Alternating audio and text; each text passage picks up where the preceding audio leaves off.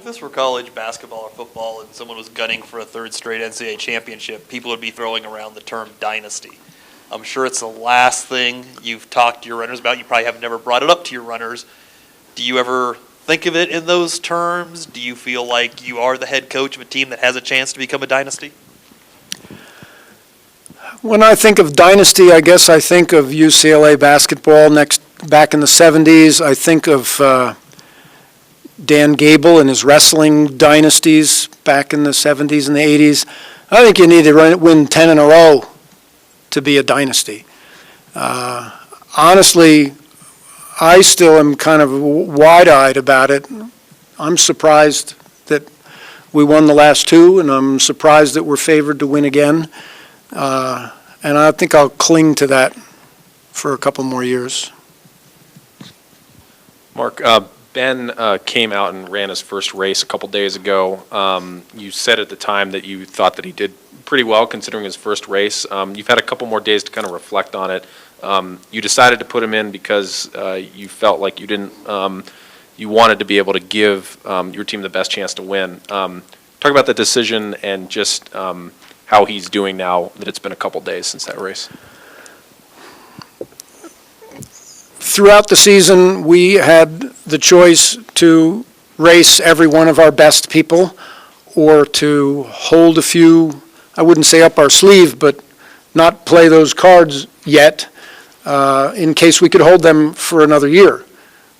The other juniors have all redshirted already. Ben had not. The question was, were we good enough without him to have a strong chance to win the NCAA or the conference meet and save him? If we don't use him in 15, we have him in 17. And we do have 4 seniors going out. So that was the puzzle. We held him out all the way until last week when myself and Coach Burrows just said to ourselves, a chance to win an NCAA championship is rare. We've had a few, but we may never have one again. Let's look at this one in the perspective of the future rather than the past. Plus, he has the right to be on an NCAA championship team if he can be. Imagine if we hold him out and we win, and then we never win again, and he lost the chance to be on that team. So, last week we put him in.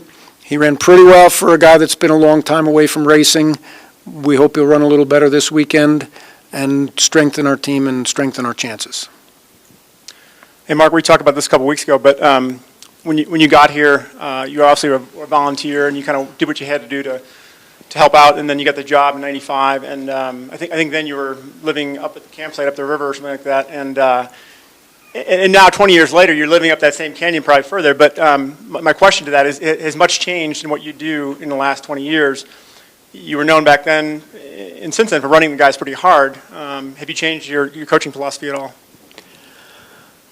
Well, the changes that have happened since 1992 have all been small, but 20 years of small changes adds up to a fairly different overall look.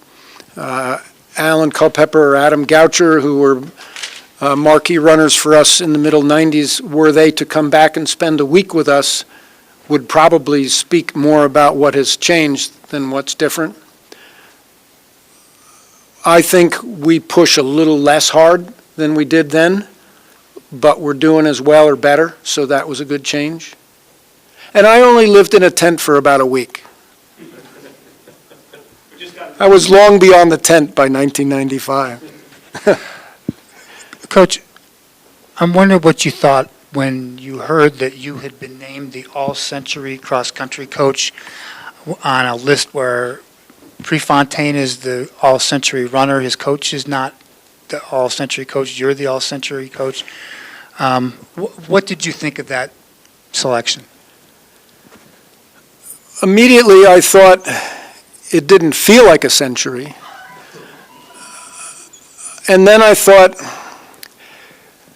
there's some pretty good people in the Pac-8 and Pac-10 and Pac-12 before 5 years ago when I came in.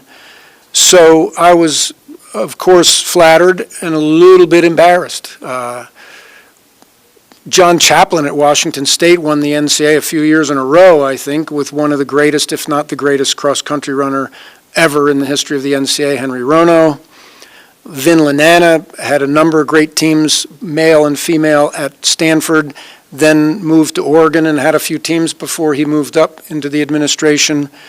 Prior to him at Oregon was an amazing coach named Tom Heinonen. His son ended up a captain of my men's team that won a national championship. But Tom, maybe they didn't look at him because it was the NAIA back then, I don't know, but he had a lot of great runners and a lot of great teams. So I'm aware of the people they selected me over, and as I said, a little embarrassed, but also, of course, really honored. And I hope I have a shot at the next century coach.